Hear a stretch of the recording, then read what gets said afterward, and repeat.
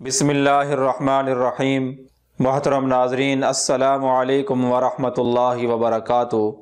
خواب کی تعبیر کے سلسلہ میں ایک نئی ویڈیو کے ساتھ میں آپ کی خدمت میں حاضر ہوں۔ تو آئیے شروع کرتے ہیں آج کی یہ ویڈیو۔ آج کی یہ ویڈیو خواب میں کان دیکھنے کی تعبیر سے متعلق ہے۔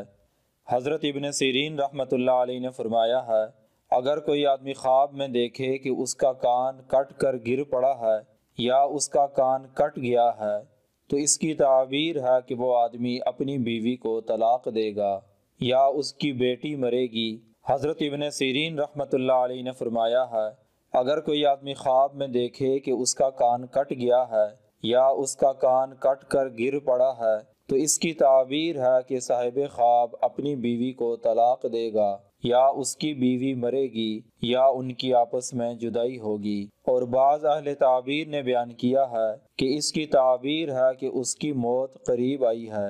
اور اگر کوئی آدمی خواب میں دیکھے کہ وہ بہرا ہوا ہے اور کچھ بھی سن نہیں سکتا تو اس کی تعبیر ہے کہ اس کے دین میں خرابی ہے اور وہ دینی اعتبار سے نقصان میں ہے۔ حضرت جعفر صادق رحمۃ اللہ علیہ نے فرمایا ہے، خواب میں کان کا دیکھنا 8 وجہ پر ہے: بیوی، خیر اور منفعت، دوست، کہیں سفر میں جانا، بیٹا، غلام، نوکر چاکر، مال اور مقصد میں پورا ہونا، خوف اور غم کا سامنا ہونا۔